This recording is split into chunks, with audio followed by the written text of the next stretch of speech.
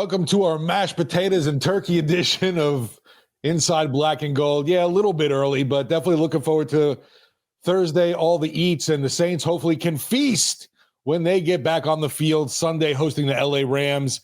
Steve Geller and Jeff Nowak here, and hope you enjoyed the bye week off. I know we're going to get into a little bit of the football we did get to, get into without the Saints in action.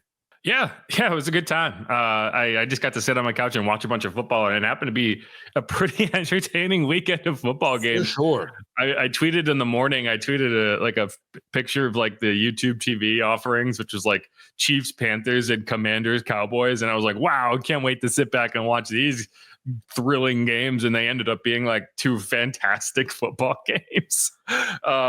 But anyway, we'll get into that. I do want to talk about some of the takeaways I had from that, and there's a few teams of interest, and I apologize for the glare that just started above my head. But so we got the Giants coming up. They're fascinating to talk about right now. You got Malik Neighbors like shit talking his head coach in the locker room after the game and stuff like that. Talk about the Commanders. They're kind of in a free fall right now, and so. Who knows how they'll look in a few weeks. Maybe they get a little healthier and they show up, but definitely not a great day for them. And then the Rams we watched get beaten to a pulp by the Eagles last night, which the Eagles are rolling, man. But then the actual topic of the podcast, I want to be, okay, who has the most on the line? Which Saints players have the most on the line going into the final 6 games of the season, right? And we'll talk about offense in the second segment, defense in the final segment. So stay tuned for that. But first, Steve, what did you do? What was your bye week activity? How did you enjoy the weekend? Got to see Kiddo play Friday. Rumble ended up winning, so they advanced in the playoffs. Saturday was chilling at home, did some grocery shopping, stuff around the house, and then watched LSU pull off a victory on Saturday. And then Sunday was just didn't go anywhere. Was in total veg mode.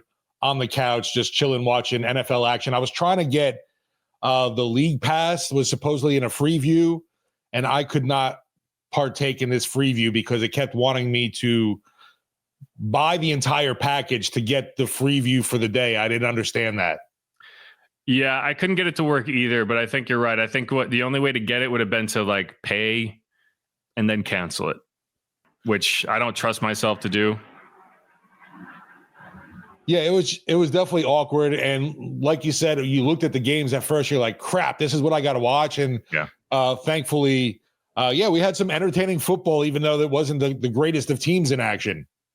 Yeah, I ended up going to Kohl's in Slidell because it's Black Friday time, right? Those sales, those Black Friday sales now start on Monday. So we finally pulled the trigger and got a Roomba. Because it was like $150 off. And so it's been funny to watch that thing try to learn the landscape of my house because it's an old house in New Orleans with grates on the floor. So it's been rolling over those things. And yeah. And so people will say like, oh, well, you're lazy and you don't want to vacuum. Like I will vacuum, but my wife is insane when it comes to vacuuming. And it's not that I won't do it. It's that we have very different definitions of when it's time to vacuum. So now we have the robot that's gonna do it for us. But it is funny. It's like every now and then it just turns on and be like, doo-doo-doo. And then I get stuck on something and it's like, help. And I have to go down there and just be careful when the machines take over, Jeff. Yeah, well, I'm going to be nice to it. That's like Claire's whole thing. It's like, I don't mind the robots in my life, but I'm going to say please and thank you every time. And so when the uprising occurs, they're like, you're one of the good ones. She always gets mad at me when I don't thank Siri every time it helps me out. So that's we got one of those little robots. The cats are having a whole time figuring that out. But anyway, we went to Slidell, so I ended up I can't remember. It's called like BJ's Brew House or something like that. We sat and watched that, and it was the perfect day to go to a bar and watch the noon games finish because they all finished simultaneously. The only one that wasn't worth watching was Giants Bucks. And I swear that game ended like an hour before the rest of the games. That game, it's like they had a running clock. Just keep it going, right? Like that game was over and like the Vikings, Bears, Commanders, Cowboys, they all had like 10 minutes left. I was like, what is happening? But no, did you got to watch the end of the Commanders game? Yeah, that was fantastic. It was bonkers. It was bananas. Give you flashback to the Saints. River City Relay, baby. Exactly. And then like the Cowboys, they could have ended that game, but then they returned an onside kick for a touchdown, which actually gave the Commanders a chance at a Hail Mary, which is hilarious to me. Like, guys, just go down. What are you doing? Like, there's a lot of instances where you can be like, score anyway. It won't matter. In that case, it was like, go the hell down. Like, what are you doing? Unless you had unless you are the guy who started the Cowboys defense in fantasy, which who in their right mind was starting the Cowboys defense in fantasy? Like, what's his name? Fossil? It's John Fossil's son. I can't remember. Jim was the dad. Jim Fossil was the dad. So John Fossil he's the Cowboy special teams coach. He probably wasn't thrilled about that, but hey, you can't complain. They also had a crazy kickoff return for a touchdown, which was like going to look like Deshaun Jackson against the Giants when he kind of like fumbled it. And then, just got it. It's actually not a terrible idea because, baiting them a little further upfield. Because I think when you watch the kickoffs, one thing that is clear is like, it takes a little bit. You want people to get spread out a little bit. And if you're a returner who is confident you can make a guy miss, it's actually helpful. But what guys do is they catch it and they immediately try to hit full speed, and they kind of just run into a wall. And what Cavante Turpin did was he muffed it, and he went back to the line. So by the time he starts going, everyone's a little further downfield, and it's spread out. And so he made one guy miss, and suddenly, boom, gone. And so I do wonder if you're going to see teams start to get a little more creative with how they scheme those returns up, and maybe a delayed return like that with like a reverse will actually work because, you're risking getting pinned deep. But I think that's where if you're like down 7 and you need something to happen. Anyway, that was a wild game. And then Austin Seibert, who wouldn't even be the kicker, if not for an injury, I can't remember who their kicker was at the start of the season, goes full John Carney, and you had Jaden Daniels get the ball with 30 seconds of no timeouts, score immediately, and then he missed the extra point. Oh, poor guy. Yeah, that's it's like the gif of whoever eating popcorn going, it's like this is a week off of football. Thank you for entertaining me. And Austin Seibert was with the Saints at one point. He was with them in training camp. I can't remember what year. It might have been 22. And then there's a couple kickers that were previously with the Saints. So, and the picture of Seibert is hilarious too. There's been some bad kicking this year. So he was with the Saints last year, and that was when Groupie was dealing with an injury, I think, or they brought him in just as kind of like depth. So he, the Saints took a look at him too.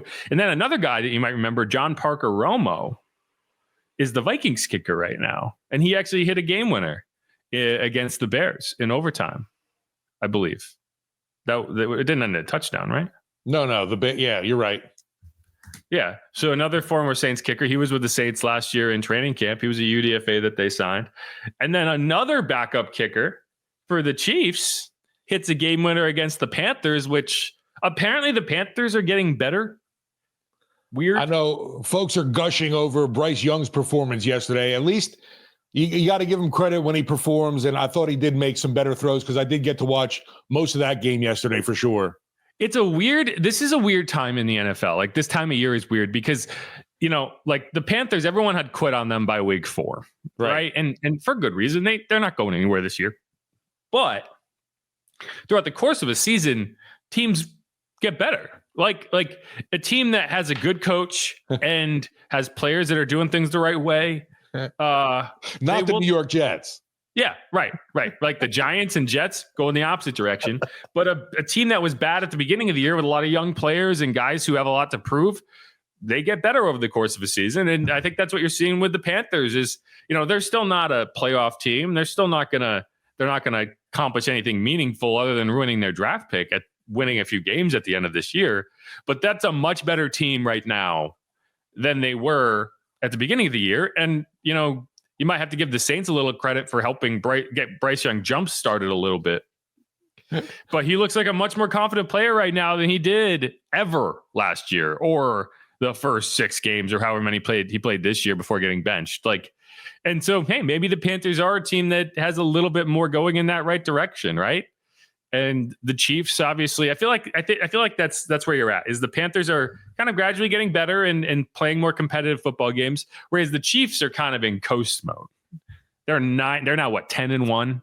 Right. Like, they're going to make the playoffs. There's no question. It's just going to be what they look like when they get there. And so you're going into a week 12 game against the Panthers. Like, all right. My wife didn't like me oohing and ahhing because there was a few times Bryce Young had some really nice throws. And I was like, well, no, it was impressive for the kid. I didn't think he had it in him.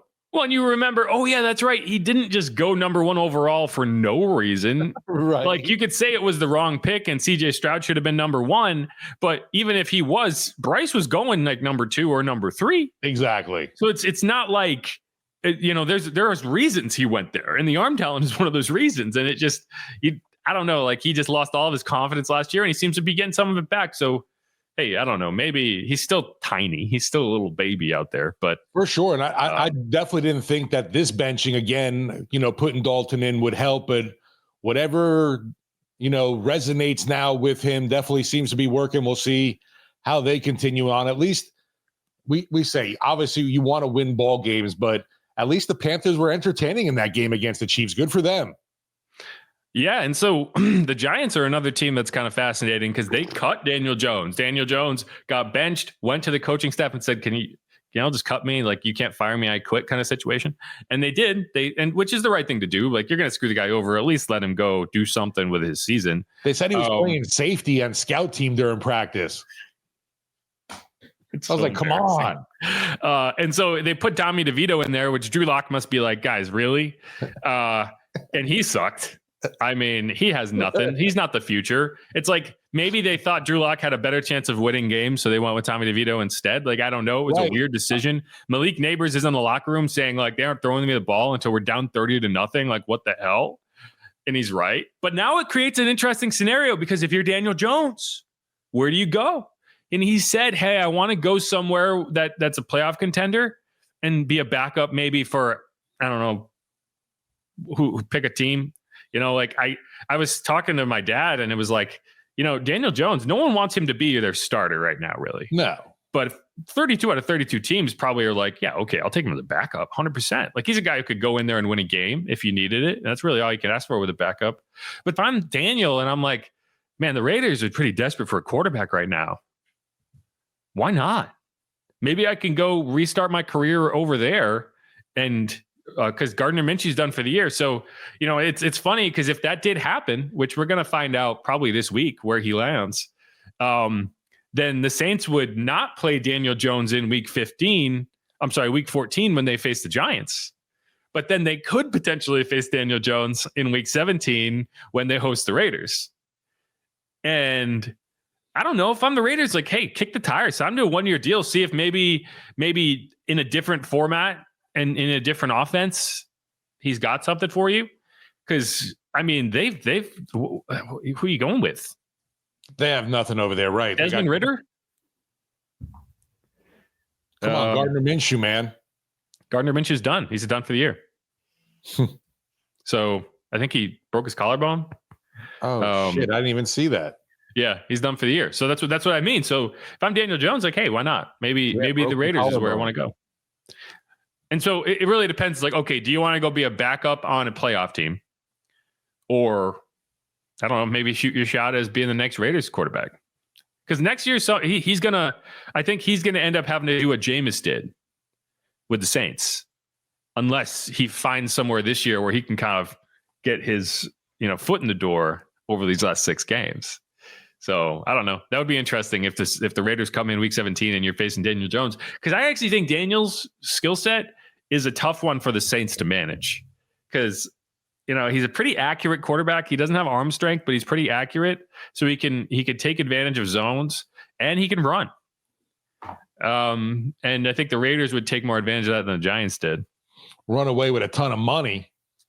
Yeah, well, here's the thing. The Giants, I don't think were using him the way that they probably wanted to, because they didn't want him to get hurt. And if he got hurt, right, his injury guarantee would kick in. And so I don't think they were using him in the run game the way that you probably want to if you want to be successful with Daniel Jones. The Raiders won't be in that situation. They'll just be like, all right, let's see what he has. So anyway. I wonder if like the Niners maybe are interested just because you have issues with Purdy. Oh, you don't like Brandon Allen? You don't think he's the answer? I hadn't even heard of that guy. Apparently he went to Arkansas. Yeah, right. Exactly. It's going to be funny if Brandon Allen and Josh Allen end up playing each other. I think they face off next week. Unrelated, I don't believe. And they're both wear 17. So they're not related. Right. Anyway, so we'll see how that goes. But one more thing I want to hit before we move on. Deuce McAllister, Mike Haas chatted on WWL Radio last week, and they got into some points about Taysom Hill that, just to tie this off with a Saints note, that I thought were good points, some records that are worth talking about. And so let's get into that real quick. Offensive Player of the Week, Taysom Hill. Yep. Right? So the records just kept flying out.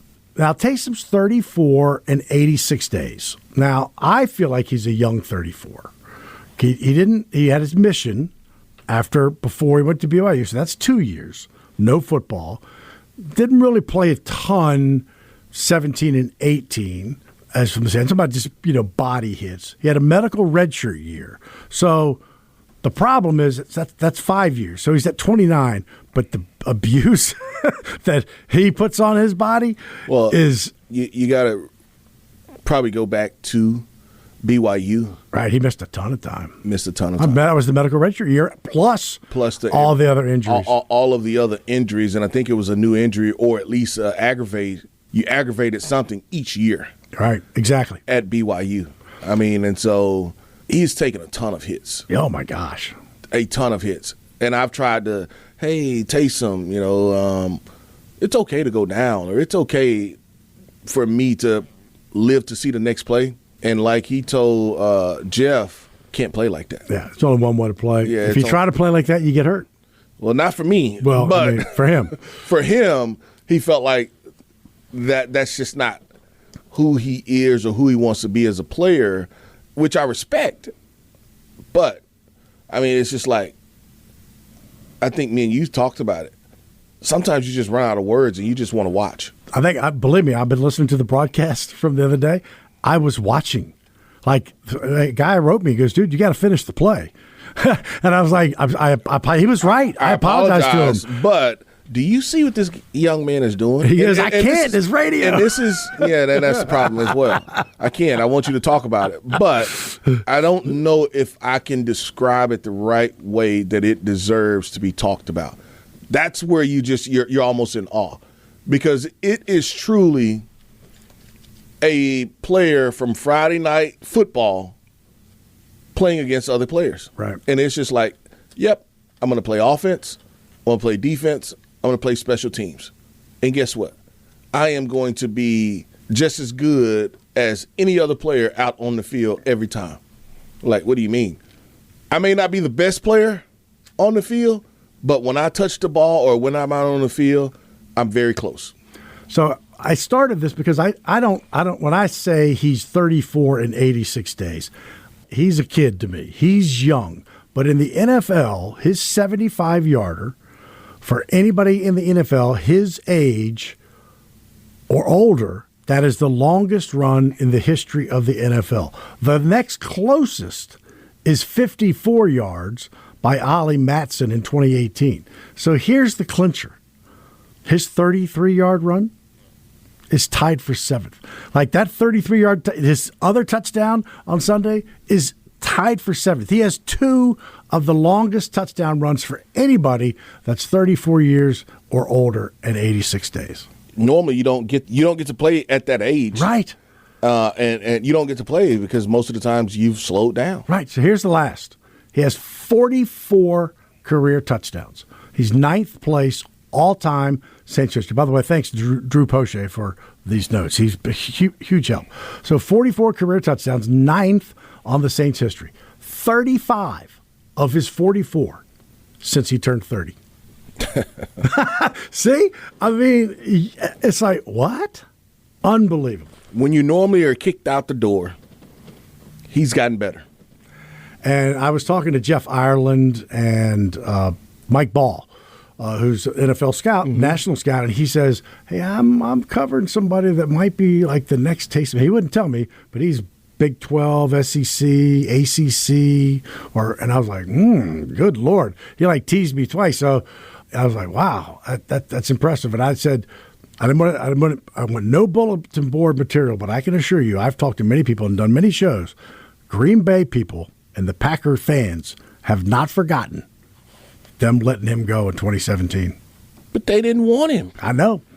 But it's easy to say now, right? Oh, my God, what were you doing? How were you thinking? You put him on the waiver wire. You weren't going to use him in that way anyway. I don't think anybody knew they could. There you go. There you go. Even when they talked Mike Ball, they said, what if we put him on kickoff return? And at the time, he was a quarterback. He said, well, I don't know, man. I guess we never thought about putting our quarterback on the kickoff return. And then Mike Westhoff, he said, well, he could be the protector. And then, boom, there you go. That's how it started. And once you see him as a protector, it's like, wait, he's actually just a football player. He's a quarterback, but he's a football player that can do a lot of other things. And that's one thing we've not talked about or haven't changed. He's come close to blocking a punt this year, maybe 3 or 4 times. Well, he's blocked one before. Yeah. But I mean, of all the things, right. But he's, that's another one. He's come close to. Well, the hat trick, and he doesn't do punts, but the hat trick is a kickoff return. I mean, he had the 40-yarder. Yeah, 42, longest of the season. Yeah, but the hat trick of all things is to pass, return it. Receiving. Yeah. Wait, that would be 4. Pass, receiving, rushing, kickoff return. And the kickoff return. Unbelievable. I think Haas may have misspoke there because Ollie Matson, which I've never heard that name, Ollie Matson is currently 80 years old. So he said 2018. I don't think, unless Ollie Matson has a kid that I'm not aware of.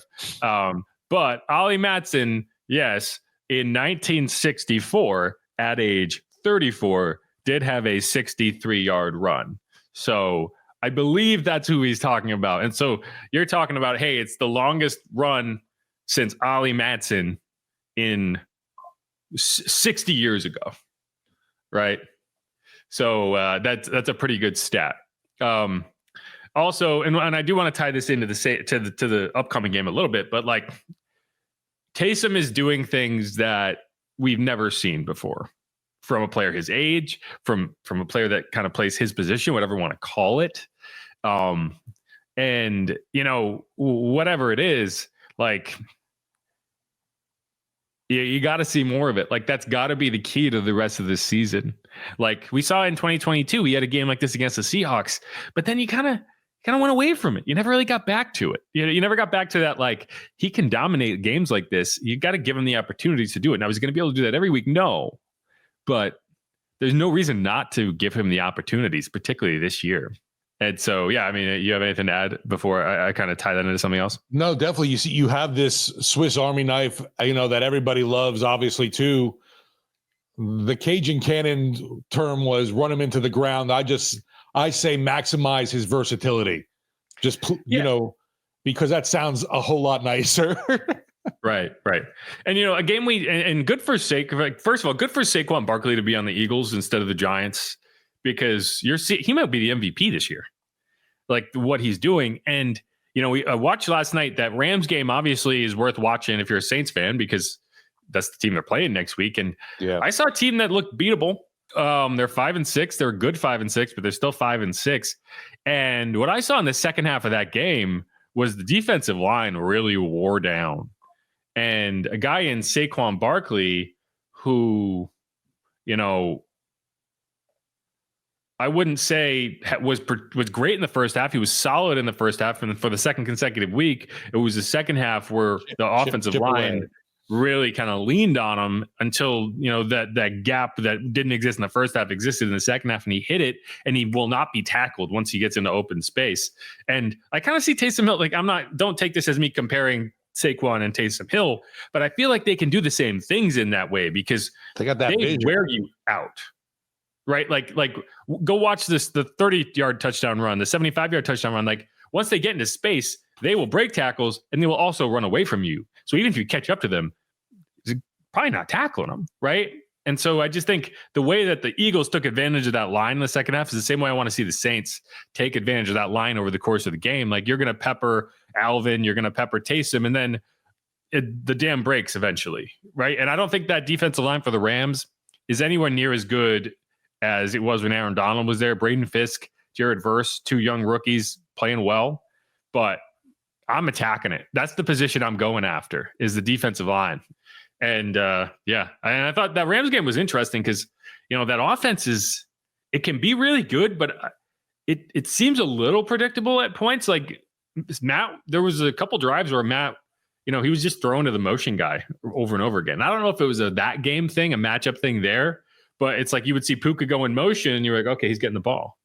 And he did. And he would make people miss a lot of the time. But like, I think, and I don't know if it was something the Eagles were doing. I have to go back and watch like the All-22 to really see how they were handling it on defense.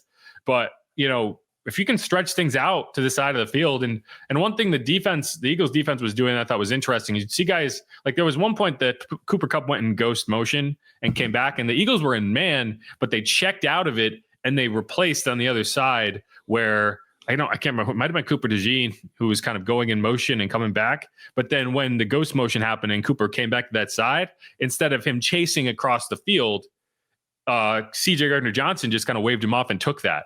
So he was able to shut it down without having to sprint from the other side of the field to do it and kind of get lost. So it's interesting to see how teams are actively adjusting to this Rams scheme, the Shanahan scheme that has been very, very successful doing stuff like that. And defenses are adjusting now. And so that's why I think, the Saints should stand a much better chance than they did last year. That's all that is. And I think we'll see how that goes on Sunday. But I didn't watch a Rams team that looked like they're going to walk in here and blow the Saints off the field. They could still win the game. It's going to be a competitive game. But I came out of that matchup with the Eagles feeling better than I necessarily was going into it. Also, you mentioned the Rams D-line. The O-line, Stafford got sacked 5 times in that matchup, and hopefully the Saints pass rush can take advantage of that too, because we mentioned it before. The last thing you want to see in Matthew Stafford surveying the field, having his time to pick apart if he wants to throw to Kupp, if he wants to throw it to Puka. He's very adept at just being able to make that adjustment quick and fire away. Yeah, you got to be able to stretch plays out to the sidelines and make tackles on the sideline, right? Like they're going to try to like stretch you out to death and get the ball to Puka and Cooper. Puka Trupa on the edges of the field, and you got to make tackles there. And that's been, if this game goes sideways for the Saints, it's going to be because you missed tackles on the edges of the field. And Puka Nacua is as good as anybody at breaking tackles. When I talked to Ike Adam last year about like what makes him so difficult to cover, it's like because tackling him is like tackling a running back. That's what he said. Like he's so thick, he's strong that you think like, hey, I can just kind of throw a shoulder into him, and you can't. You cannot just like hit him with an arm and expect him to go down. He's going to run through you. And so that's where the Saints, Alontae Taylor, Kool-Aid and Kendre, you got to be on your P's and Q's. You got to make those tackles because those are the guys that are going to have to come up and make them. And the Eagles did that. Puka had a good day. Puka's brother's not on the Saints practice squad anymore, huh? No, I don't know what happened to Samson, it was strange. I'm not sure what all. Yeah, I didn't think he was in the building anymore. No, they didn't bring him back, and I was surprised. I thought they would, because I thought he showed well, and he didn't get picked up anywhere else either. So it's always tough. Like you never know what's going on behind the scenes, and like maybe he just didn't fit in the way they had hoped, and you're basing it on training camp practices and preseason performances. And realistically speaking, he didn't do a ton in the preseason. It was just that long missed field goal return that really got everyone excited. Right. But yeah, I think it probably came down to him and Kevin Austin, and they decided to keep Kevin Austin at the end of the day. And right. I think you're starting to see why they kept Kevin Austin. But no, Puka is the Nacua of the NFL right now. He's back in the USFL. Is he? Yeah. With the Michigan Panthers.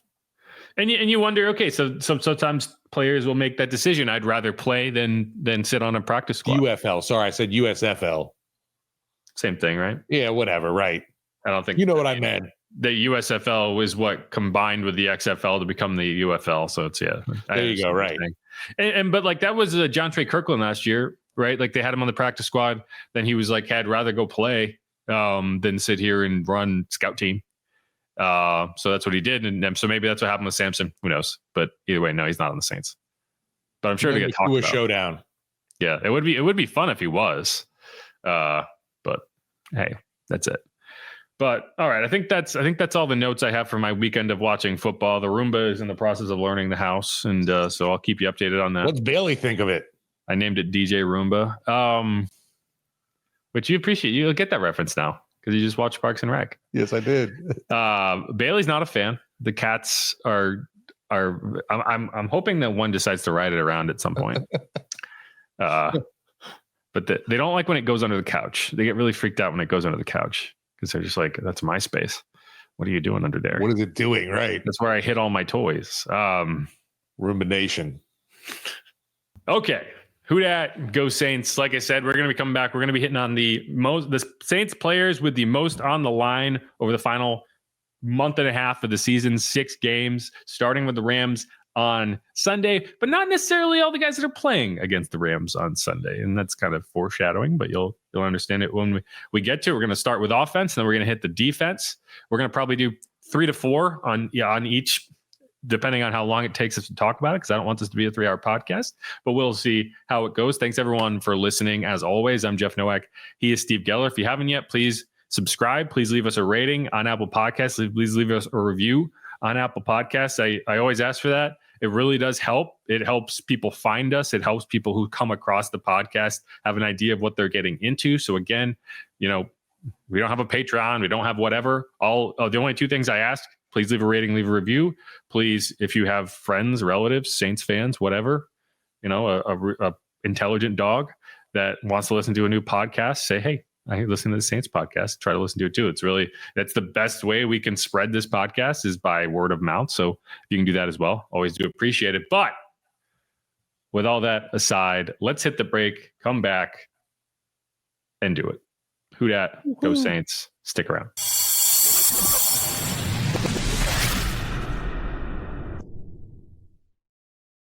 And we're back on Inside Black and Gold. Jeff Nowak alongside Steve the Geller. As always, you can follow me on Twitter at Jeff_Nowak. You can follow Steve at Steve Geller WWL. Getting into it. Had a week off, recharged the battery. So now I can, get into more angry debates about who's trash and who's not and whatever. It's my favorite thing to do. It's what I live for. So we'll do that. But for now, let's start by talking about players with the most on the line. And that can mean a lot of things. It can mean a guy looking for a deal who's about to hit free agency, who's looking for that next contract. It could be a guy who's going into the last year of his contract and wants to prove, hey, I want to get that extension. I've earned it, that, and the other thing, right? There's a lot of reasons. It could be a guy who's not looking at either of those things and just wants to prove he can make it in the NFL, right? So let's get into it. We're going to start with the offense. We're going to start with Steve. Who is one player for you that you would rank at the top of your list of guys on the offensive side of the ball that have a lot to prove over this final 6 games? Yeah, I sure wish he was eligible to come back this week, but it's a guy that's currently in IR. You kind of foreshadowed that going into this segment. Man, running back Kendre Miller, I'm hoping to see something in this new era where it appears that the relationship with Dennis Allen was not the greatest. And now with DA out the way, maybe Kendre can get over whatever. And obviously he needs to stay on the field. That's the biggest issue. We haven't seen him get these opportunities. It's not like he was being stifled or held back. He just hasn't been around because of now it's a hamstring issue that he was dealt with. But it's kind of interesting. There was a little soap opera reportedly going into this that he really didn't need to be put on injured reserve. There was just the head coach being fed up with things. There was Ross Jackson who reported that. He's the host of Locked On Saints. He also writes for LouisianaSports.net. I want to say is the name of the website. You can check it out if you are so inclined. But yeah, that is what he reported, that Kendre probably could have not gone IR, missed 1 to 2 weeks, and been back for the game against even the Falcons, maybe, and almost definitely the game against the Browns. But instead, he's on injured reserve. He's not eligible to come back until week 14. So that would be in New York against the Giants. Ideally you'd beat the Rams, and then that game becomes, hey, okay, we'll get on a 4-game winning streak and really see what happens, see what you can make of this season over the final 4 games. And, we didn't really talk about the standings so much in the first segment, but the Saints are right there in it with the Washington loss. They have 5 losses now. That's a wild card team with 5 losses. The team second is 6-5. Then you have, I don't know, the Rams are 5-6. The Cowboys are 4-7. There's a lot of everyone's alive. I still have that Eagles blood in me. So yeah, rooting for the Cowboys this weekend was painful, but I was like, I can't believe I'm doing this shit. But that was a big result. It really was. Yeah. Because you need one of those two teams. The Packers won, so they kind of pull away. But that last wild card spot very much in play. And so if you can get past the Rams, then that game against the Giants, then you get Washington, then you get the Packers, and so it's all in front of you if you take advantage of your opportunities. And that's, again, you're right. I 100% agree. Kendre Miller, when he can get out there, I hope we can see something from him, just like we did last year at the end of the season. Yes. Right. And the thing is, you look at it and you say, okay, he's barely played. But when he's played, he's been productive, right? He's got 9 carries for 52 yards, a 5.8 yard average. He got a kick return for like 40-something yards. Just can't stay on the field. And so, yeah, and I think kind of like week 18 of last year, you're going to have kind of a 5-game audition to say, like, okay, do we give up on this guy? Like, he's a 3rd-round pick. Right. He's not a 1st-round pick. He's not a guy that's really guaranteed a ton. So exactly how committed are you to him as your backup? Because if you're not, then you're going into this draft. You got a whole lot of draft picks to work with. You got a lot of assets. So if there's someone in this draft that you want to go after and say, hey, we need a backup to Alvin one way or the other. Jamal hasn't shown to be that guy. I don't think he's got a future really for this franchise. Nah. And Kendre is the only other option. So one way or another, I agree with you. He's got to show you something. And if he shows you he can be that guy, and maybe we try this one more time, great. If not, at this point, we're at the crossroads here. Can he just stay when he gets back? Can he just stay on the field to the end of the year, for crying out loud? Yeah, exactly. I agree with that 100%. But all right, let's do another. Let's do another on offense. And there's a few players we could look at. I think Alvin is off the list, right? Like, I think he's has already proven what he needed to prove. B, he's got his contract extension. There's really no question there. Yeah, some people might point to Derek, and I kind of feel like, not to say he's proven what he's needed to prove, but I think the games he missed. I was going to say, we've seen this offense without him. Right. Those games did way more for him than the games he's been in, because like suddenly those performances in contrast with perspective, with context of what it can look like, they look way better. I mean, like, you look at that Eagles game where nothing really went right, but you survived, right? You did everything you needed to do until, it was like, hey, okay, you drive for a go-ahead touchdown, and then you can't get the next drive. But then we've seen the Eagles since then. Have they lost? I mean, I think they might be undefeated since that point. They just beat up on the Rams last night. It's a very good defense. So, in context, that game looks a lot better. The Chiefs game was probably his worst of the season. But even then, it was a 3-point game in the 4th quarter or late in the 3rd quarter, whatever. So they lost the next week in Tampa, then went on a tear. So they only lost 2 games. So they've won every week since then. So that was week 3. So since week 4, they have not lost. Correct. Yeah, and they've lost in. You're right. I now remember, because they lost in Tampa, a game where they had like nothing and got creamed. The Saints beat up everyone. Anyway, so Derek's not my guy. I don't know why I talk so much about Derek if he's not my guy. But and I kind of look at a lot of guys on offense really. I don't know, right? Because like Chris Olave is going to come back maybe the end of this year, most likely next year. Rashid Shaheed's going to come back. So you're talking about wide receiver 1 and 2. You feel like those are those guys. So I don't know, maybe a Marquez Valdez-Scantling, right? Like, because I think this is a wide receiver room that could feature a veteran wide receiver next year that is not on the roster currently. And like a guy like Cedric Wilson hasn't really shown to me. Right. He hasn't been that dude I thought he was going to be.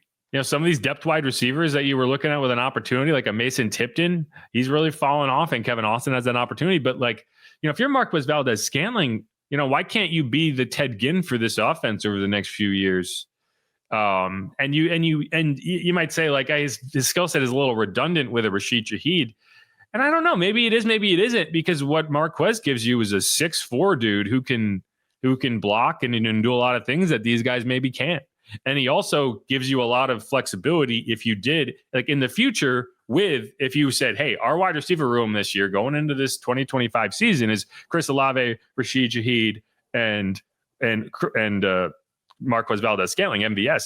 And if you were able to do that, then you would have the flexibility to maybe take Rashid off the field in heavier formations and heavier looks while still having that downfield threat in the way that you haven't been previously. And I think that's one of the reasons you wanted to bring him in the first place, because he does give you that flexibility of being a bigger guy while still stretching the field.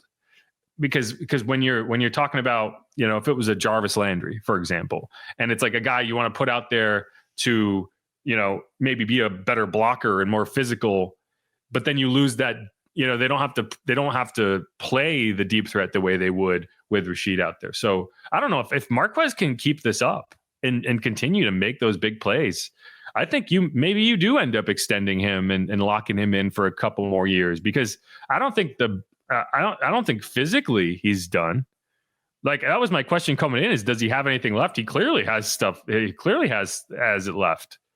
And so if he can continue this over, if he can turn this next 6 games where he's going to have massive opportunities into, 700 yards, 800 yards, 4 or 5 touchdowns. No, he's been a massive surprise since joining the Saints. And yeah, I thought maybe we could get that little bit of veteran wide receiver production, 2, 3 catches, 4 catches a game, maybe from a guy like Cedric Wilson, but he just hasn't been that dude. I think he's gotten a ton of praise, even in the preseason before the year, of his run blocking abilities. But man, oh man, MVS, I'm hoping can stick around in this offense. And yeah, see what it provides with more firepower around him with Olave and a Shaheed. I don't know. I'll take that redundancy and a weapon at least. We've seen Scantling, super reliable dude down the field. We just don't know about any of that intermediate stuff with him right now. Well, I mean, he did have 70-yard catch and run on a dump off. So right? He made that. But yeah, we haven't seen him run any like quick slants and take that to the house or anything like that. That was more of a broken play that the Browns just didn't play correctly. And so you can go from there. But, and I mean, that could apply to, hey, if Bub Means comes back off IR and maybe has an impact. Mason Tipton, right? Like, I don't think they're giving up on him. So maybe he'll get out there. We'll see what happens with Kevin Austin. Maybe Kevin gets signed to the active roster. I think he has one more call up that they can take advantage of, and then they would have to sign him to get him on the field. But they clearly like him. They brought him up a second time in place of Mason. So yeah, I guess just wide receiver depth as a whole, honestly. Someone's going to have to prove themselves. Yeah. Right. Like you're not going to get more opportunity than you have right now. And especially while Chris is out, I think when you're talking about Chris Olave, he's done for the year unless the Saints give him a reason to come back when he's physically able to come back, right? Like, I think that's kind of where you're at right now, is if the Saints get into week 17, week 18 with a chance, then I could see him potentially trying to get back. If they lose their next 2 games and they're sitting with 9 losses, no, you're not gonna try to get that guy back. So it's going to come down to, hey, what can these wide receivers on the roster right now do? And what can Derek Carr do with them? And so far, the returns have been pretty solid. But if that falls off a cliff, then that changes the equation entirely. And you're kind of sitting there. So, but anyone else you want to mention? Not that I can really think of on offense. I mean, we kind of talked a little bit about off mic and camera about the offensive line's really hard to get into. But I would like to see if Sal DeVeri does anything down the stretch. Yeah, I think the left guard position in general, it would be nice to see someone own it. Lucas has been hurt. I don't know, if when he comes back healthy, maybe he takes that job back. It would be nice to see Nick Saldiveri play well and keep that job, even if Lucas was healthy, right? Yeah. So I think that would be a good option. Trevor Penning, it would be easy to sit here and say, I think Trevor should be on the list, because it would be easy to sit here and say he's done everything he needs to do. He's improved. And I feel a lot better about him than I did going into the season. And all that is true, but he's got to finish this thing off. Like, there's still plenty of time for him to fall off the wagon and revert back to the we can't trust him version of Trevor Penning. Yeah. And if that happens, then this kind of pie in the sky idealist scenario where maybe the Saints can make a run at the postseason just dies, right? Like there's just nothing that you can do if your tackles are getting hosed. And so we'll see, right? Like I think for Trevor finishing off this season strong, because they still haven't decided whether they're picking up his option, have they? I don't think that's been. I don't think you have to decide until the offseason, and I don't think they will, because the 5th-year option at offensive tackle is a steep one. But either way, like you're going to go into next season and you're going to have decisions on a couple of guys. One of them is Trevor Penning of like, if you feel like he can continue to develop and you want to lock him into a pretty affordable second contract now, as opposed to if he does have a really good, like it really depends on what you project him to be in this 4th season. If you project him to be a lockdown right tackle and build on what he's been able to do, and I would say he's not quite there yet, then maybe you do try to lock him into that contract and say like, hey, how do you feel about it? You probably didn't think this was coming going into last season, did you? So whereas like if you kind of think like he's a placeholder and maybe you're going to try to draft somebody to replace him, then, that's where you are. But I think the final 6 games will be important for him. Now, is it as important as Kendre Miller? No. Is it as important as some of the guys on defense? No. But I think he does have still a lot to prove. No, for sure. By far, we can't say that Trevor Penning has not arrived. No, right, exactly. Like it's not like week in and week out, you know what you're going to get. But yeah, he's definitely shown improvement, and hopefully that continues to grow with him, because I think you obviously mentioned it. The confidence with him, you could just see was sucked out of the dude. Yeah, and he's been a really good run blocker, and that's been like coming in. He was like, that was supposed to be who he was. It's like he's going to be a good run blocker. He's got a lot of work to do in pass protection, and the problem was his first year, he was hurt basically his whole first year. He was benched in his 2nd year, so you didn't really get a full season of him. But before he got benched, he was not a good run blocker. He was a bad run blocker. And like, if you're a bad run blocker and you're not good in pass protection, why are you on the field at all? And so that's where I've been the most encouraged is run blocking in year 3. But no, I mean, again, I think it would be easy to look at what he's done and be like, wow, he's locked in. And it's like, not really. He's gone from a player that everyone kind of agreed probably was going to torpedo this season for the Saints, and has developed into a player that you can survive with. Not thrive, but you can survive with him out there. And he can be an asset in certain situations. That's still not what I want as my starting right tackle. I want someone that I can feel like is, like Ryan Ramczyk. Like I want someone that I can lock in there and be like, this is our guy for the next 4 or 5 years. And I don't have any question about it. As long as he's healthy, he's that guy. And I don't feel like that's true of Trevor yet. If you continue on the track you are, maybe you get there. But yeah, so that's going to be my last one on offense. No, that's a good point. Yeah, you can't forget about not just what Penning's done, but where he's still obviously a ton of growth. And I don't know. I feel like you want to obviously pay him and keep him around to keep developing, but I don't think the price will be too outlandish for the guy. No, right. And you might get a really good deal. And even if you do draft somebody to replace him, like he's your backup, he's your jumbo tackle, not the end of the world. But but it is funny too. Like I would like to say Chris Olave, but I can't, because who knows if he's going to play it all again this season. Like Rashid Shaheed, I would love to see him be out there and have a lot to prove over this season, knowing that next year is already guaranteed for him. But we can't say that, right? So it becomes this kind of game of like, who's left? And right now it's the wide receivers, it's the right tackle. Yeah, like you mentioned, Alvin has nothing to prove. Taysom's got nothing to prove. I really don't think Derek's got anything to prove either. He's got something to prove, but I don't think he's on the top of my list by any stretch. So yeah, let's. I think that's it. I think that's where we're at on offense. So we said Kendre Miller, we said whoever at wide receiver, but most likely MVS, and we said Trevor Penning needs to finish off his season. So that's our list on offense. Let's wrap up this segment.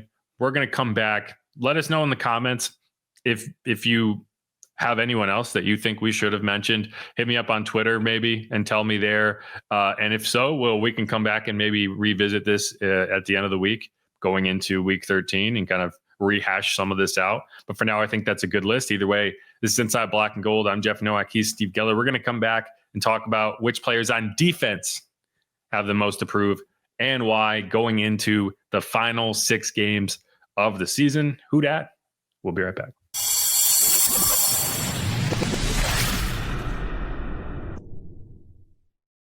And we're back on Inside Black and Gold, this Monday edition, Thanksgiving week. It's going to be a weird week of practice. The Saints do not have their typical day off on Tuesday. They're taking Thursday off instead, so everyone can gorge themselves on turkey and stuffing and mac and cheese and whatever else is your go-to Thanksgiving plate. Which, Steve, what's yours? What is your if you had to pick one thing off the table? If there was like besides turkey, well, I mean, no, like everything on the table, and there was like it's like a saw scenario where like you get to pick one thing and then everything else like falls into a spike pit. What are you saving off the table? Oh, I gotta have turkey for sure. There's no Thanksgiving without turkey for me. I guess I just feel like that's not exciting. Like, that's like the tentpole item. So, okay, let's do this. Like turkey, the turkey is on a pedestal and it's safe. Yeah. Let's get your second option. Ooh. If it's an all-pro mac and cheese, I'll probably go there for sure. Yeah, I think that's a fair one, but it has to be a good mac and cheese. Like I'm not talking about like, Velveeta. I'm talking about I want bacon in there. I want some heft. And the nice little crunchy tops, you have that. Breadcrumbs. I want multiple cheese types in there. I want to know that I'm really clogging my arteries when I take this stuff down. That's a good one. I was probably going to go with mac and cheese. I don't know. Like I've never been cranberry sauce weirds me out. I don't like it. I think that it is a travesty and should not be consumed. Another tough good one to find consistently, a consistent, side. Mashed potatoes, man. Sometimes mashed potatoes aren't done right.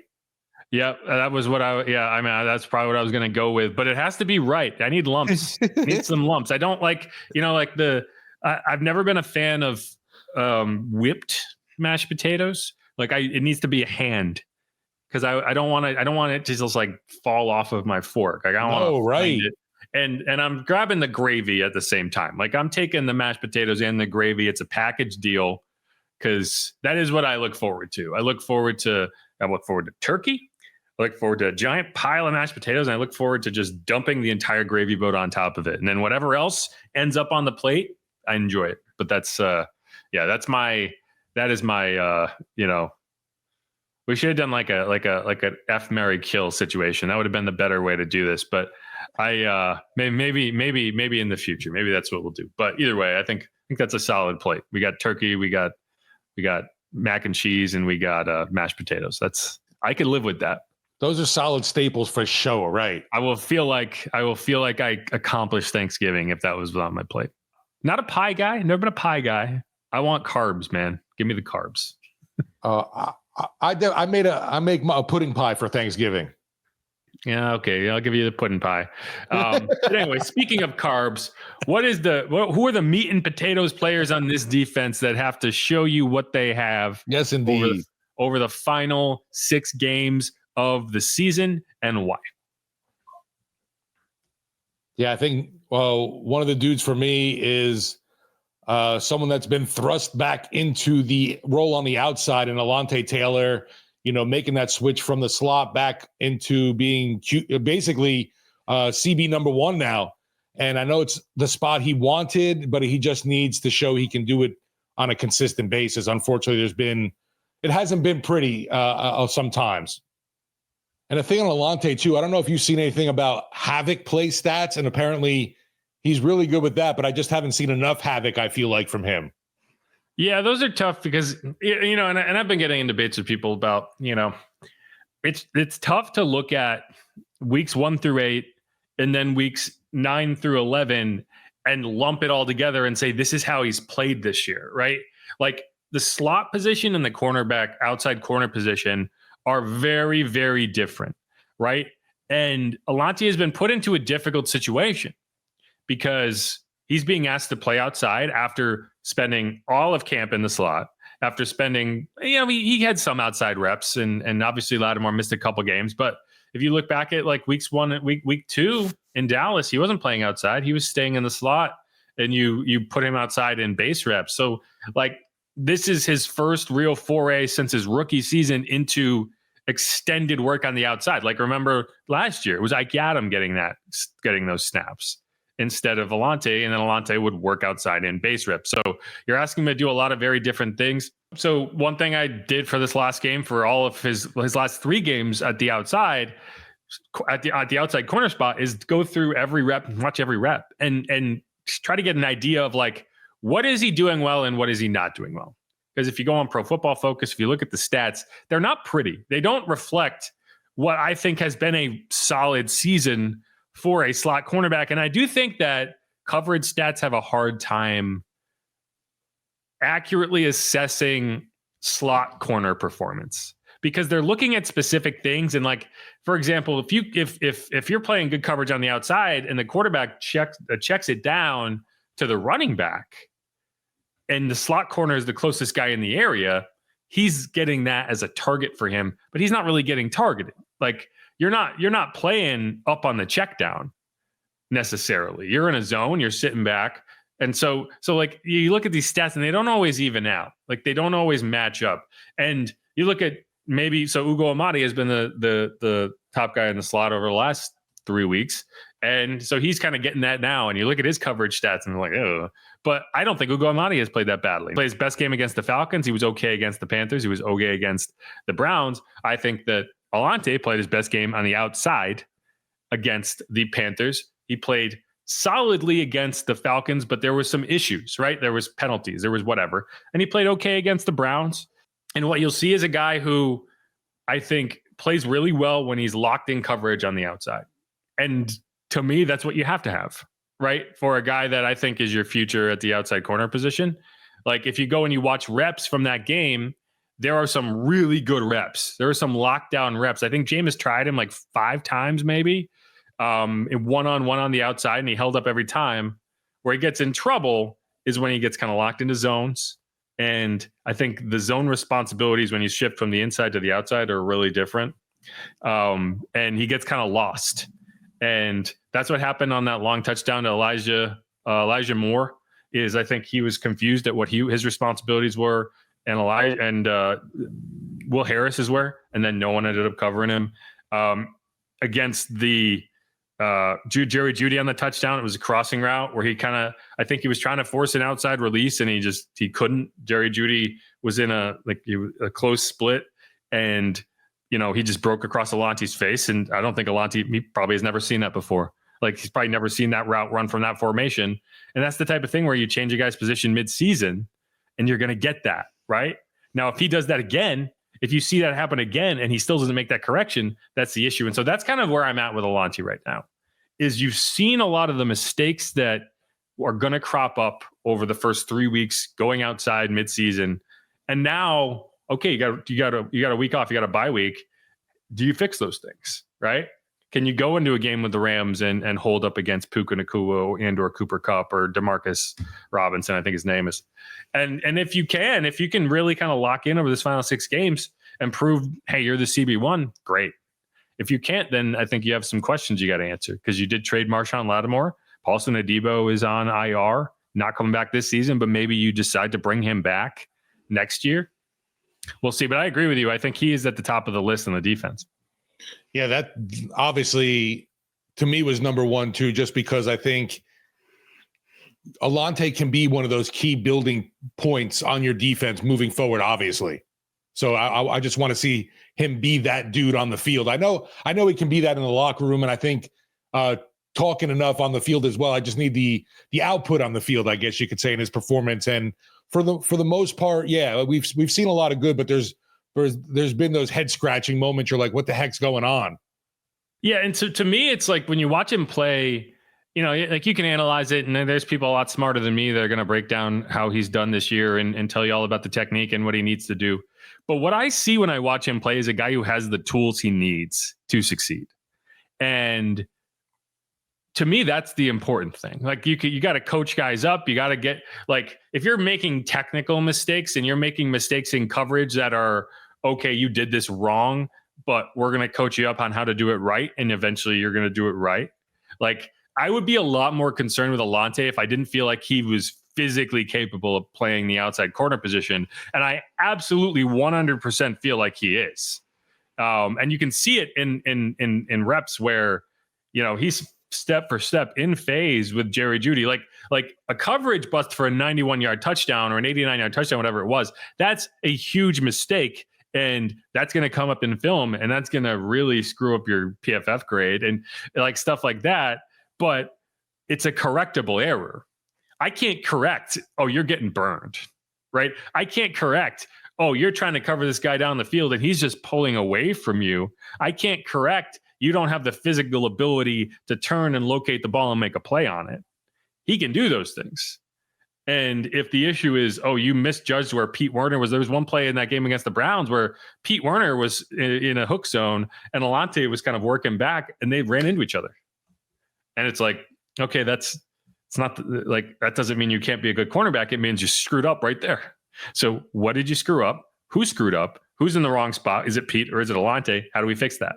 Right? How do you adjust your technique to make sure Jerry Jeudy can't cut inside of you on his crossing route and has to loop around, which throws off the timing. And that probably he can't run away from you if he has to do that, as opposed to, oh, he cut inside of you, you set up on the outside, or you set up inside, which means you're playing man to man, trying to force him to the edge of the field. And instead he's running away from you with your back turned. That can't happen. How do we fix that? And so I think, we're going to ask Joe Woods these questions. We're going to ask Alontae these questions. I'm sure we're going to get the answers of like, yeah, well, we see the good, we see the bad. We're working on eliminating the bad and we're working on accentuating the good, and we'll see how they go. But I like Alontae. I'm not out on Alontae by any stretch, even though it hasn't gone perfectly. And we've talked about him for a lot. We should move on to somebody else, but I think it's important to factor in, okay, you are asking this guy to not only change positions midseason, but to be your number one outside corner across from a rookie. And like you could say Kool-Aid has a lot to prove too. I just think you're kind of getting a baseline on Kool-Aid. Right. And you're seeing where he's at. Whereas Alontae, he's in year 3. And that's kind of the consequence of, you didn't really give him a job right away. So you've had to wait and watch him learn a different position. And now you're kicking him back to his natural position. Right. That's what's messed up about it. It's like, we want you to switch inside. And he was like, oh, okay, I will, because I'm a team dude and you need me there. So sure. Right. And now it's like, guess what? We need you back outside. Yeah. And I don't think the team's going to hold it against him, because they understand that they're asking him they're putting him in a bad situation and asking him to suddenly play a different position after he kind of begrudgingly was like, fine, I'll do it. I'm a team player. So I don't think the team is going to look at this and say, he's not perfect, cut him. They're going to look at this and say, okay, where is he? Where can he get to? And you go from there. And that's what this next 6 games is important for. So I agree with you. It's going to be big, obviously, like we keep saying, that just getting acclimated back to that outside in these last 6. Right. Okay, a few more. So defensive line, I think this is an important 6-game stretch for a few guys. Yeah. I'm not going to say Cam Jordan, because I think anything you get out of Cam at this point is gravy. And If he decides to retire, he decides to retire. He'll be on ESPN within 12 months. Like, he's already making the rounds, doing all that during the bye week. That's not a coincidence. Like, he's going to be in broadcasting very quickly upon his retirement. But I think he wants to play one more year. And the question is, does the team agree? But I don't think it's going to be about the last 6 games necessarily in terms of how that happens. Carl Granderson's got his contract. He's kind of where he is. 2 guys, Chase Young. Amen. Peyton Turner. Right. And I put them in a very similar bucket of Chase Young is on a 1-year deal and he wants to prove that he deserves a longer contract, whether that's here or somewhere else.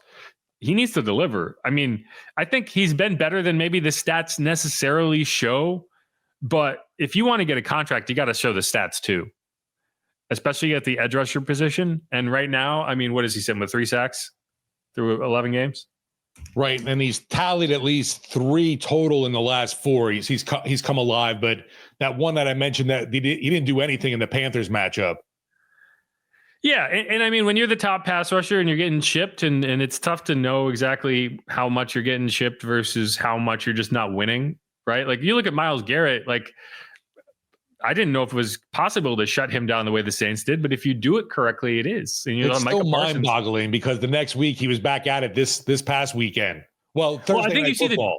I think you see examples of like when the offensive scheme does a good job of taking a guy away, you can do it. And the Saints, I feel like have done it. Like they did it to Micah Parsons. They did it to Myles Garrett. Like, it can limit you on offense, but so will allowing Myles Garrett to sack you 5 times, right?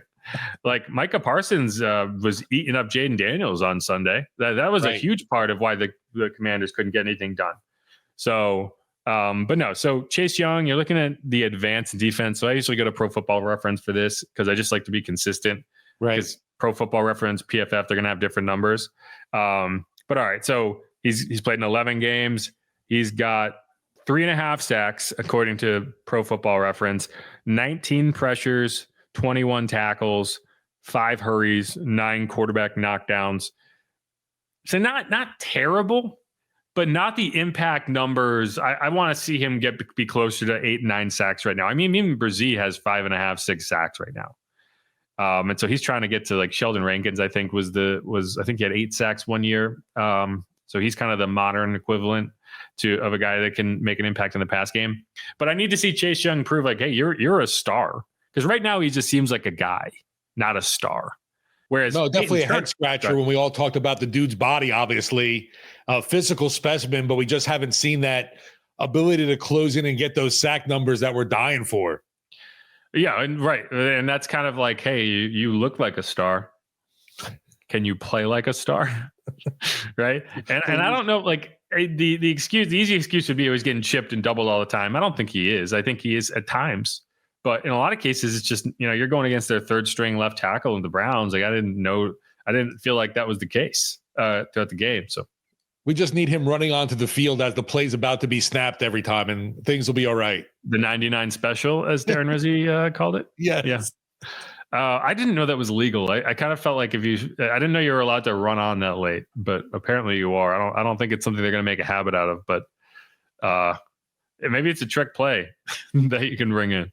But he's definitely, I feel, at least the last couple of games, Chase Young, you've at least seen flashes or you've called his name. And you mentioned it too with Peyton Turner, hoping to see this pass rush really, be licking their chops this week against a Rams front that's not that great. And man, we'll say it again, do not give Stafford the time to throw the ball and pick you apart, please. Yeah, Peyton's funny because Peyton has 2 sacks this year. They are both against Kirk Cousins. They are both sack fumbles. And no, so Chase is kind of trying to prove that he is a star in this league and that he deserves a multi-year contract, a big money contract. Peyton Turner is trying to prove that he can be a quality player in this league. Yeah. I look like he belongs in the NFL.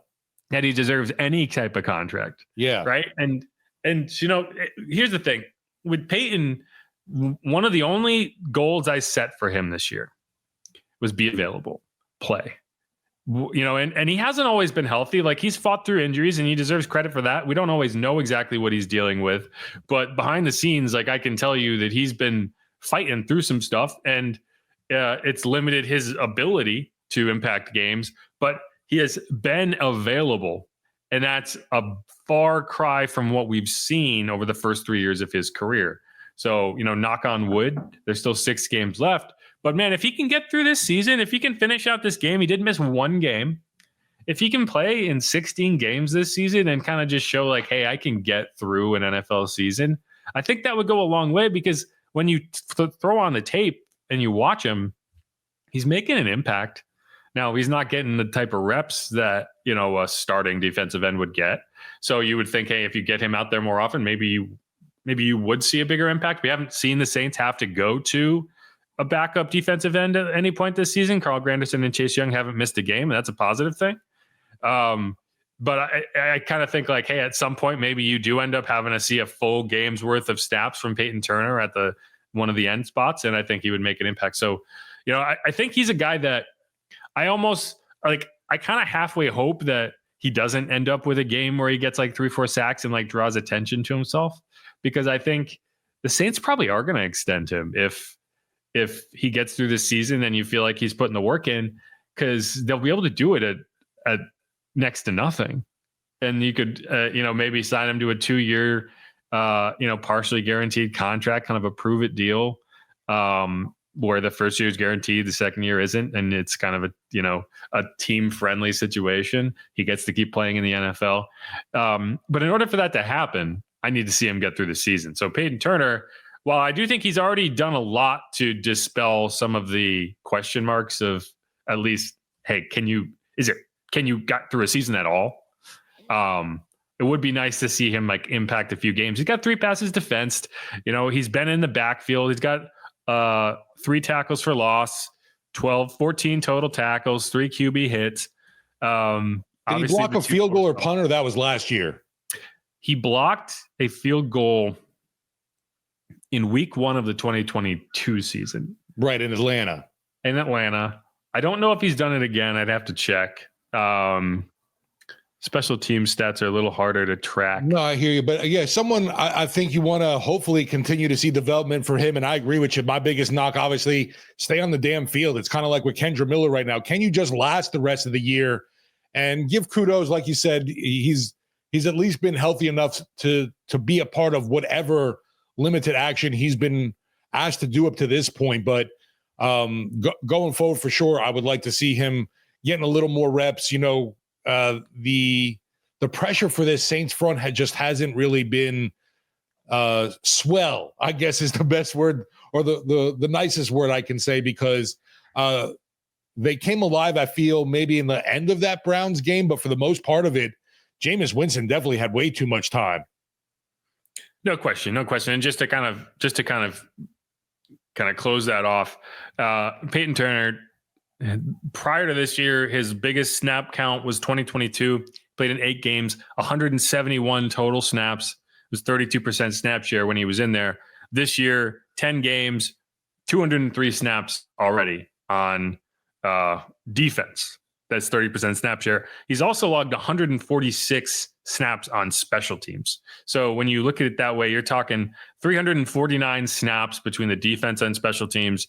That's about doubled what he had done previously. He had 203 snaps in his sophomore season and his second season over 8 games. So he's never played this many snaps in a season.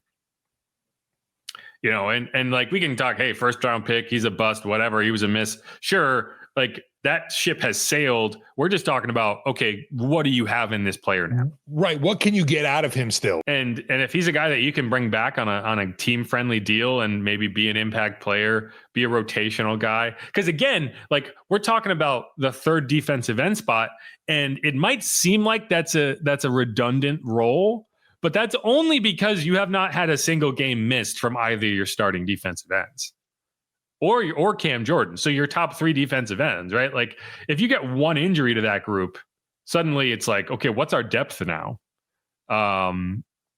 So I don't know. Like I like Peyton. I actually think his skill set is a really solid NFL skill set. And the question has always been if he can stay healthy. So he's on my list. So right now I think our list is Alontae Taylor, Chase Young, Peyton Turner. Anyone else you want to hit? I feel like Pete Werner's a dude I just need to stay on the field too, just because the team as a whole seems to be a better tackler when he's around. Yeah, Pete's kind of the same as Peyton Turner, right? Like I need Pete to stay healthy, but when he's been on the field, like I think getting him back this season and seeing the difference, kind of like Derek Carr on offense, seeing the difference in terms of how the defense played with him out there versus how it did without him. Right. I think that tells you all you need to know about his impact. And I think he's been playing really well. And, he played through the broken hand. I almost feel like that was kind of, I have been hurt. I can't not play in this game because of a hand injury that I can fight through. And that said a lot to me. So, I'd like to see him stay healthy because he's going to be your kind of Mike linebacker of the future. I need him to be available, kind of like DeMario has been available. He needs to take care of his body. He needs to, fight through some stuff. But I do think like playing through that injury the way he did tells me a lot about him and also his performance. So he wouldn't be on my list so much as like I do, other than the injury part of it. Because I am fully confident in him as a player at this point. Yeah, that's why it's a little I guess, skewed on what I'm saying. It's I just want to see him out there too, and kind of like what you said, for the defense just plays better as a whole with him as well. Like I said, when he missed some time, it was like, oh man, the tackling just seems so absurd and terrible. And I mean, in the context of this conversation, he's already got his extension. Right. So he doesn't really need to prove anything on that front. So like, yeah, if he didn't have his contract extension, then I would be like, man, this last 6 games is massive. But it's like, you kind of just, they've already committed to him. So it's more like, okay, let's see what he can do. You got veteran players in Tyrann Mathieu and Will Harris. I don't know if there really is a ton there. Like, what does Tyrann have to prove? Nothing, right? I would love him to play a little better than maybe he has throughout the course of this season. I would love him to make a few more tackles. He missed too many tackles, but it's like, oh, it's still Tyrann Mathieu. Like, he'll miss the 2 tackles and be like, all right, I got to pick everybody. Sorry. Yeah, I'll get you back, and he does. But there's a few more players that we could potentially mention. But it's tough, like, okay, Jordan Howden, I would love to see him be better. I haven't seen what I was hoping to see from him this season. Right. I don't think he's, he had a lot of opportunities, and I just don't feel like he took advantage of them. I don't think he's going to get a ton of opportunities the rest of the way. I think Will Harris and Tyrann Mathieu, if they're healthy, are going to be your starting safeties. And he's like, okay, what do we get him on the field as a nickel, as a dime back, on special teams? Anthony Orji, Willie Gay, these guys need to get on the field and impact. I feel like they have in their opportunities. You mentioned the line, obviously, early on too. It's like, I love what I've seen Brazil's pass rush, but the run defense needs a ton of work still. Yeah, I agree. I agree with that. But at the same time, it's like, what are if he doesn't improve there, he's still going to get on the field, Oh yeah. So no, I need to see him improve as a run defender. I do. But either way, I don't think he's losing that job. He's got 2 years on his contract. He's probably going to get a 5th-year option. One of the brighter, younger spots, right? I get you. And when you're putting down the numbers in the pass rush the way he is, it's really easy to look past some of the run defense stuff. Tano Passanio is going to be coming back. I don't know. It's tough. Like, you're really talking about the starters.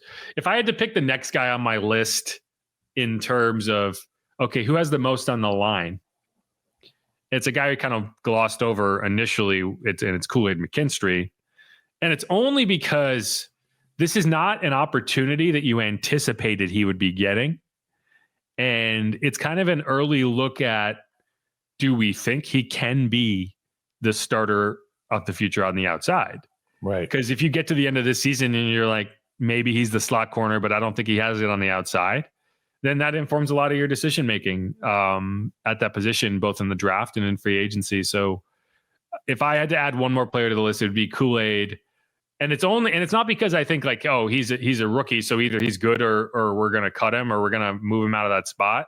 It's just that, like, when you're getting featured this way, you better make a good impression, because if you don't, that's going to stick with you. Because I think, like, one of the reasons Adebo was so hard to move out of that spot is that he was really solid in his rookie season. Like, from day one, he just stood up in that role. And yeah, there were mistakes, there were some penalties, but you felt like, okay, having him across from Marshawn, having him across from a legit CB1, that's a pretty good second option. I probably need to be coming out of this season feeling that way about Kool-Aid, or it would be a letdown for me. Yeah, it's going to be, I mean, I know he's dealt with obviously some injury issues as well. So that's another one. Stay healthy. And how much more progress can you see? What kind of future outlook do you see from him with whatever he can give you down the stretch here? But yeah, he's put in a tough spot too. Obviously, they're going to lean on him a hell of a lot more than anticipated because of no Lattimore and obviously Adebo done for the year. Yeah, and I'll give you one more. And it's kind of off the wall, but it's not really offense or defense, but it's the trio of Clint Kubiak, Joe Woods, Darren Rizzi. Because to me, if Darren Rizzi keeps this job, it's going to be because you think that group of head coach / special teams guy, of defensive coordinator, and of offensive coordinator is worth keeping together. If you're going in saying, I think we need to make a change at coordinators, then you're probably making a change at head coach too. So, like, to me, that's probably the key to Darren Rizzi keeping that job is we want to keep Clint Kubiak.